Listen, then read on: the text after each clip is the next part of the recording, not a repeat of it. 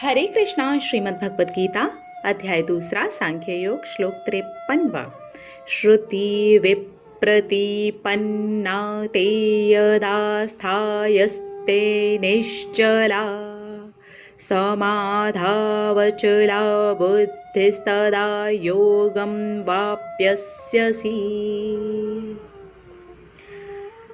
आगे श्री कृष्ण भगवान कहते हैं, अगर तुम कर्म से जो भी फल प्राप्त हो रहे हैं या होने वाले हैं उससे प्रभावित नहीं होते हो, कोई प्रभाव तुम पर नहीं पड़ता है, न खुश होते हो न दुखी होते हो, तो फिर तुम्हारा मन स्थिर हो जाएगा, शांत हो जाएगा, एक हो जाएगा।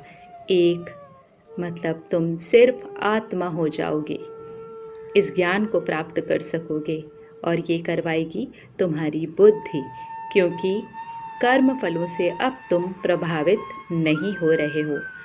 और जब तुम्हारी बुद्धि तुमसे ये करवाती है तो दिव्य चेतना को प्राप्त होते हो। तुम जब भी आत्मा के बारे में जानते हो, अपने आप को आत्मा समझते हो, एक हो जाते हो, तब तुम दिव्य चेतना को प्राप्त होते हो और उसमें तुम स्थिर रहते हो।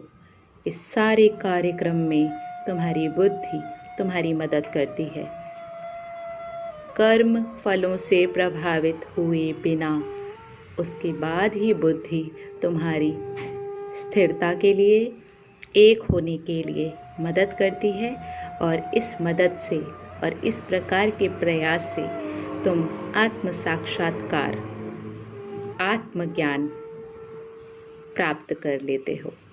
इस श्लोक का यही मतलब है।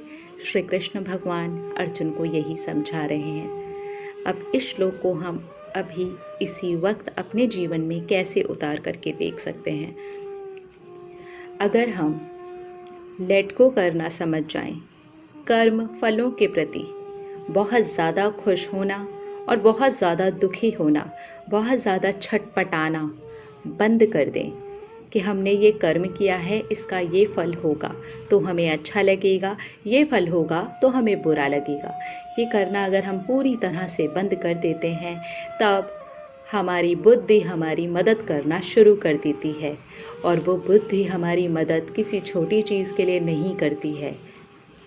हमारी बुद्धि स्थिर होकर के, एक होकर के हमें आत्मज्ञान की तरफ लेकर के जाती है और प्राप्त करवाने में मदद करती है। हमें अपने आप को आत्मा समझना होता है। ये पंच तत्व, भौतिक शरीर जो 5 तत्वों से मिलकर के बना है, ये नहीं समझते हम। कर्म फलों के प्रति हम प्रभावित नहीं होते हैं, ना खुश होते हैं, न दुखी होते हैं, न ही उनका इंतज़ार करते हैं। तब बुद्धि का सबसे महान, सबसे बड़ा रोल हमारे सामने आता है। वो यही होता है, वो हमें स्थिर रखती है, एक कर देती है, आत्मा से मिलवाने में हमारी पूरी पूरी मदद करती है। और जब हमारा इस प्रकार से मिलन होता है, ये ज्ञान का भंडार बढ़ता चला जाता है। जिस कार्य के लिए बुद्धि बनी है, आत्म साक्षात्कार के लिए, आत्मज्ञान के लिए, उसे हम आसानी से प्राप्त कर पाते हैं, क्योंकि हम एक हो जाते हैं, अपनी पावर को समझ पाते हैं। आत्मज्ञान प्राप्त हो गया तो हर चीज़ का फल स्वतः ही प्राप्त होने लग जाता है, क्योंकि अब हम फलों के पीछे नहीं भागते, फल हमारे पीछे भागते हैं। हमें ये श्लोक बहुत ज़्यादा गहराई से अपने अंदर उतार लेना चाहिए। इसी से हमें पूरा का पूरा लॉ ऑफ अट्रैक्शन बहुत आसानी से समझ में आ जाएगा।